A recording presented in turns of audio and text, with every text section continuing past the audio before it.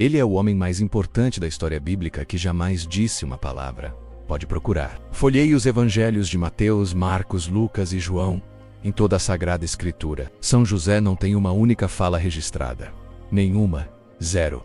E é exatamente esse silêncio que esconde o maior drama, a maior crise de fé e, surpreendentemente, a morte mais invejada de toda a humanidade. Afinal, Deus não escolhe homens fracos para proteger seus tesouros mais valiosos. Ele escolheu um carpinteiro, um trabalhador de mãos calejadas, com uma ética de ferro, para ser o protetor, o provedor, a autoridade máxima sobre a Mãe de Deus e o próprio Cristo. Se você busca proteção para sua família, um emprego digno ou, principalmente, uma passagem segura para o céu, a história deste homem silencioso é o seu mapa. Hoje vamos desvendar por que ele quase abandonou Maria, a fuga desesperada para o Egito que salvou o Salvador e os milagres que ele opera agora por aqueles que o invocam. Mas o ponto central, o clímax de sua jornada, é a cena de sua morte. Uma cena que a Igreja garante que é o ápice da fé. Prepare-se para conhecer o verdadeiro São José e o poder oculto por trás do homem que dormia enquanto Deus falava. Nazaré não era um lugar de grandes eventos, era uma vila simples. E foi ali, na simplicidade, que José, o carpinteiro, construiu sua reputação. Ele era um tecton menos um construtor, um artesão, um homem de trabalho duro e, acima de tudo, um homem justo. A Bíblia faz questão de cravar Roseira justo. E essa justiça, paradoxalmente, foi o que o colocou em sua maior crise. Ele estava prometido em casamento a Maria. Segundo os costumes da época, o noivado era praticamente um casamento. Só faltava a coabitação. E é neste momento que a história de José, o homem comum, é virada do avesso. Ele recebe a notícia, ou melhor, ele descobre que Maria, sua noiva pura e intocável, estava grávida. Imagine a cena. Imagine o choque José ira justo. Isso significa que ele vivia estritamente sob a lei de Moisés. Segundo a lei, uma noiva grávida antes do casamento poderia ser sujeita a um julgamento público. E o desfecho era brutal. Apedrejamento. É aqui que o silêncio de José começa a gritar. Ele não fala, mas pensa. Pensa sobre a lei, pensa sobre o amor, pensa sobre a honra. E a crise é profunda. O que faria um homem justo em tal situação? A sua justiça o obrigava a denunciar a infidelidade, mas o seu amor e a sua dignidade o proibiam de expor Maria à humilhação pública. Ele sabia quem Maria era, sabia de sua pureza. E então, ele toma a decisão que é a prova máxima de seu caráter. Ele, sendo justo e não querendo infamê-la, resolveu deixá-la secretamente. Ele estava pronto para sacrificar a própria reputação e enfrentar o julgamento da vila, apenas para proteger Maria. Ele estava, na verdade, pronto para abandonar o grande amor de sua vida, acreditando que isso era o melhor, o mais justo, o menos doloroso. Ele estava desistindo. Mas Deus não permite que seus protetores desistam. É neste momento de angústia máxima, enquanto José dormia menos um tema que voltará com força em sua devoção, que a intervenção acontece. Um anjo aparece em sonho e desfaz a crise. O anjo é claro e direto. José, filho de Davi, não temas receber Maria, tua mulher, pois o que nela foi gerado vem do Espírito Santo. Esta é a primeira das grandes aparições oníricas na vida de São José.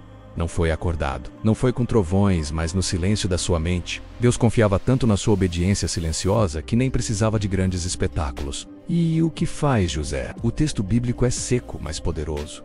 Despertando, fez como o anjo do Senhor lhe havia mandado, sem perguntas, sem dúvidas, sem debates. O homem que quase fugiu de Maria assume imediatamente a sua autoridade sobre a Sagrada Família, não como o pai biológico, mas como o pai legal. Aquele que daria a Jesus sua linhagem de Davi garantiria a sua segurança.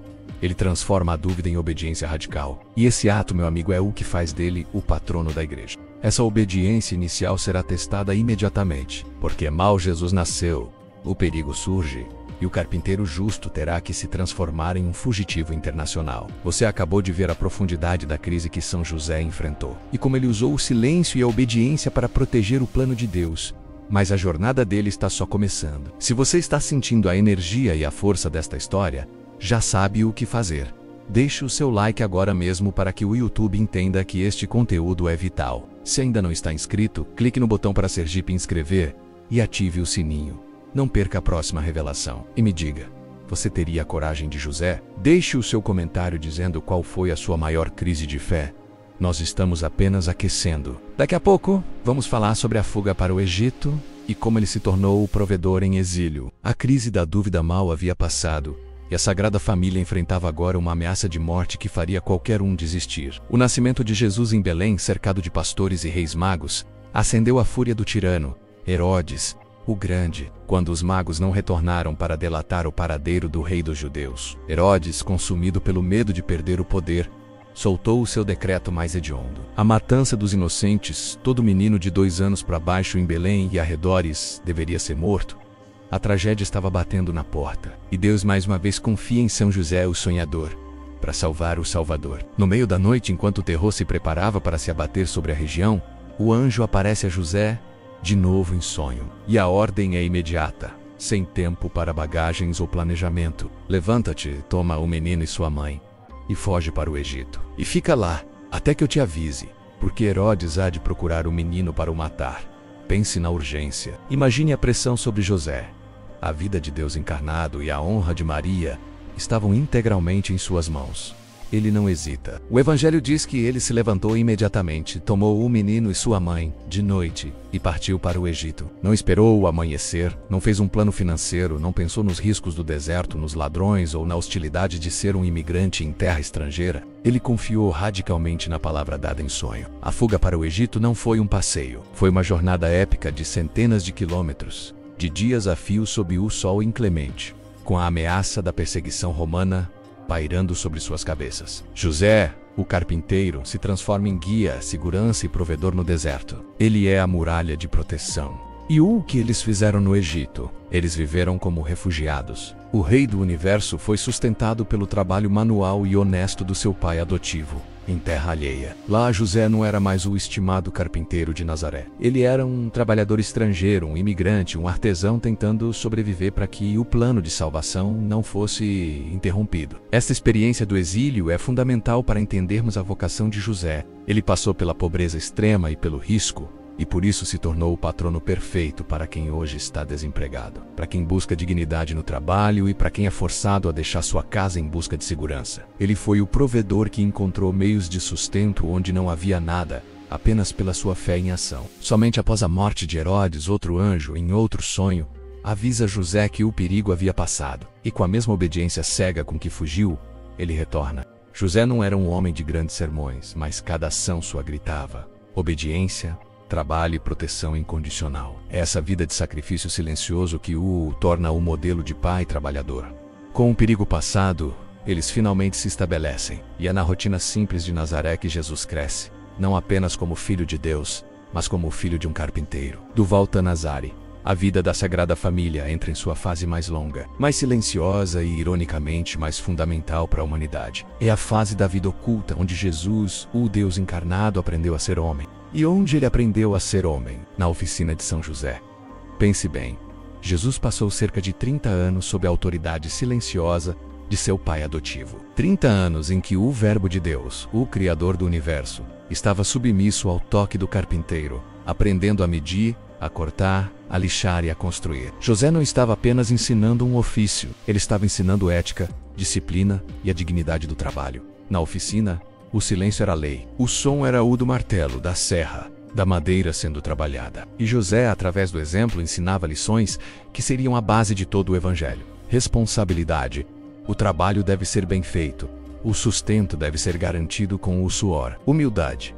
Não há trabalho pequeno quando ele é feito com amor por Deus. Oração em ação. Para José, o ato de trabalhar era um ato de oração. A marcenaria era o seu templo. É por isso que São José é o patrono dos trabalhadores. Ele eleva a labuta diária ao nível da santidade. Ele nos mostra que não precisamos de milagres espetaculares para ser santos. Precisamos de fidelidade na rotina. A autoridade de José sobre Jesus não era questionada quando Jesus se perde em Jerusalém. Aos 12 anos, o único evento da juventude de Cristo narrado na Bíblia menos o relato deixa claro o papel de José. Após 3 dias de busca angustiante, Maria repreende o filho, e o Evangelho conclui que Jesus voltou com eles para Nazaré e lhes era submisso. A quem ele era submisso? A Maria e a José, a autoridade legal da casa. Este episódio de perda e reencontro é o único em que José parece falar. Mesmo que suas palavras sejam transmitidas pela angústia de Maria, a dor de José, o provedor, ao perder o filho que ele jurou proteger, é palpável. Mas, depois disso, o silêncio volta. e ele se aprofunda. O texto bíblico para dimensionar José a partir deste ponto. Quando Jesus inicia sua vida pública, José desaparece das páginas sagradas. Por quê? A teologia e a tradição são unânimes. São José morreu antes que Jesus começasse seu ministério público. E esse desaparecimento prepara o palco para o momento mais invejado e poderoso da sua história. O carpinteiro de Nazaré cumpriu sua missão. Ele deu a Jesus uma casa, um nome, uma profissão e o protegeu do mal. Agora ele se preparava para o encontro final com Deus, mas de uma maneira absolutamente singular. Nós já vimos que a partir da peregrinação a Jerusalém, quando Jesus tinha 12 anos, São José simplesmente some do Evangelho. Ele não está presente no início da vida pública de Jesus. Ele não está nas bodas de Caná. Ele não está sob a cruz. A explicação é universalmente aceita pela tradição da igreja. José morreu antes de Jesus começar a pregar. E por que esse desaparecimento é tão crucial? Porque marca o auge de sua missão. O carpinteiro justo cumpriu a sua parte. Sua presença humana e paterna não era mais necessária para a missão divina e pública de Jesus. Ele soube, até na morte, dar um passo para trás, abrindo espaço para a glória do Filho. Mas o que torna a morte de São José a mais invejada e sublime de toda a história? A igreja o venera como patrono da boa morte ou patrono dos moribundos por um motivo que desafia a dor. Ele não morreu sozinho. Imagine o cenário. O homem que dedicou cada dia, cada gota de suor e cada sonho para proteger o Verbo de Deus e a Virgem Imaculada, chega ao fim de sua jornada. No seu leito de morte não estavam vizinhos nem uma multidão, estavam apenas Jesus, o Salvador e Maria. A Mãe de Deus, ele expirou nos braços de Jesus e Maria. Pense na graça indescritível. O Filho de Deus, que se tornaria o juiz dos vivos e dos mortos, estava ali, segurando a mão de seu pai adotivo. Maria, a consolação dos aflitos, estava ali, fechando seus olhos. Quem na história da humanidade recebeu uma passagem para a eternidade assistida pela Santíssima Família Terrestre? Nenhum, apenas São José. Por essa razão, a devoção popular ensina: se você invocar São José na sua última hora, ele fará o possível para que Jesus e Maria estejam, se não visivelmente, espiritualmente presentes em seu leito. Sua morte é a nossa esperança de uma passagem pacífica, reconciliada e cheia de fé. É uma morte sem medo porque a sua vida inteira foi uma entrega. Não é de admirar que, por séculos, a oração do cristão seja: Jesus, José e Maria, expire em paz entre vós a minha alma. Ele se foi em silêncio como viveu, mas sua morte foi o grito mais alto de sua fé. Ele não viu a ressurreição, mas morreu seguro de que o menino que ele havia salvo do Egito era de fato o Messias. E esse legado de poder silencioso não terminou na morte. Ele apenas começou. É no céu que São José se revela um dos intercessores mais poderosos da igreja. O homem que viveu em silêncio e morreu nos braços do Salvador não podia ter um fim apagado. Sua morte foi apenas o início de sua intercessão gloriosa nos céus. Se na terra ele tinha autoridade sobre Jesus, no céu essa autoridade se traduz em um poder de intercessão que a igreja demorou a reconhecer plenamente, mas que os santos não hesitaram em invocar. O exemplo mais estrondoso vem de Santa Teresa de Ávila. Essa doutora da igreja, uma das maiores místicas da história, era devota fervorosa de São José. Ela costumava dizer, com a experiência de quem viu milagres: não me lembro de tê-lo suplicado até hoje coisa alguma que ele tenha deixado de conseguir. Queira o Senhor que eu convença as pessoas a se devotarem a este santo. Não se pode crer nos favores que ele alcança de Deus. Para Santa Teresa, São José era o santo das causas impossíveis. Ele não apenas resolvia problemas, ele os antecipava e os desarmava. Sua devoção se popularizou tanto que a Igreja o declarou patrono da Igreja Universal no século XIX, reconhecendo que aquele que protegeu a cabeça da Igreja, Jesus deve proteger o corpo inteiro da Igreja. Mas talvez a devoção mais prática e ao mesmo tempo mais misteriosa de São José seja a do sono de São José. Lembra-se que Deus falou com ele 3 vezes enquanto ele dormia? José é o santo que descansa enquanto espera a resposta de Deus. A tradição popular moderna, especialmente inspirada pelo Papa Francisco, é a de escrever um pedido difícil e coloca-lo debaixo de uma imagem de São José dormindo. A mensagem é poderosa. Entregue a sua preocupação, seu problema financeiro ou sua angústia a José.